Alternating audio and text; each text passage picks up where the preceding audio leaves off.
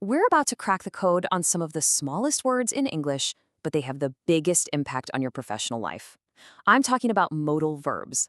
They're kind of like the secret language of the workplace, and today we're going to figure them out together. Does this sound familiar? You've got the vocabulary, you know the grammar rules, but your sentences just fall flat. They feel a little stiff, a little robotic. Well, you are not alone. The key to sounding more natural and professional often comes down to mastering just a few special words.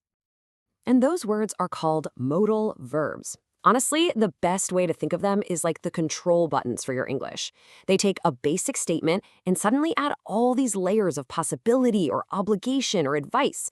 This is the real difference between just saying words and actually communicating with them. Okay, section 1, English's hidden control buttons. So let's see exactly how these little buttons work with a really simple, direct example.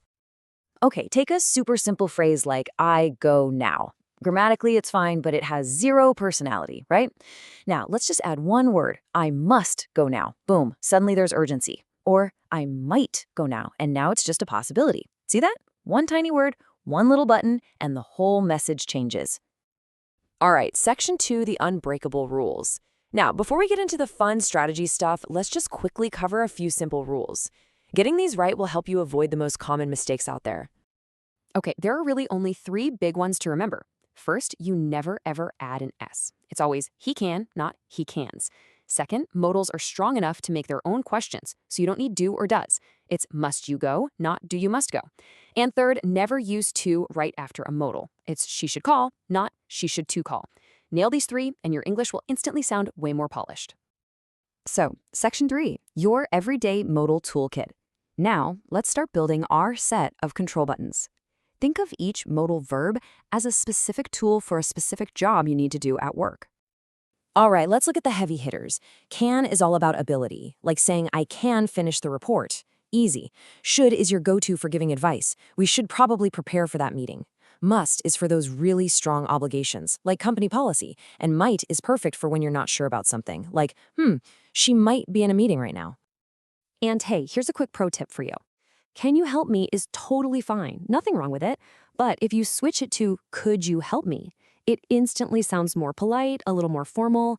It's a tiny change that makes a huge difference in how you come across at work. Okay, section 4, beyond grammar, the power play. So we've covered the rules, we've got our toolkit, but this is where it gets really, really interesting. Because at work, modal verbs aren't just about grammar, they're about power, politeness, and social dynamics. And here's the absolute crucial point. Choosing which modal verb to use is a strategic decision. Are you giving a direct order, or are you just making a gentle suggestion? The word you pick sends a clear signal about your role and your relationship with the person you're talking to. I want you to think of it like a scale of force. Way up at the top, you've got must. That's direct, non-negotiable authority. Then you have have to, which is more about an objective responsibility, something the situation requires.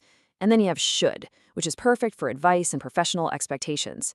Choosing the right level on that scale is key. Now, let's look at the really subtle but super important difference between must and have to. You must wear a helmet. That sounds like it's coming from the company handbook, right? It's a formal policy. But if someone says, I have to wake up early, that's not a command from above. It's just a fact of their job. You see how have to can make you sound more like a teammate and a lot less like a boss? And this is why should is maybe the most powerful, most useful modal in any collaborative workplace. It's your secret weapon. It lets you give advice, correct someone, and reinforce what's expected without making anyone defensive. It's the language of diplomacy. I mean, saying you should double-check those figures is so much softer than saying you must double-check them. So let's talk about can't for a second. In an office, if your boss says you can't eat at your desk, they're not questioning your physical ability to chew food. What they're really saying is you are not allowed to. It's against the rules. So in a work context, can't is all about prohibition, not ability. Okay, ready for the final level?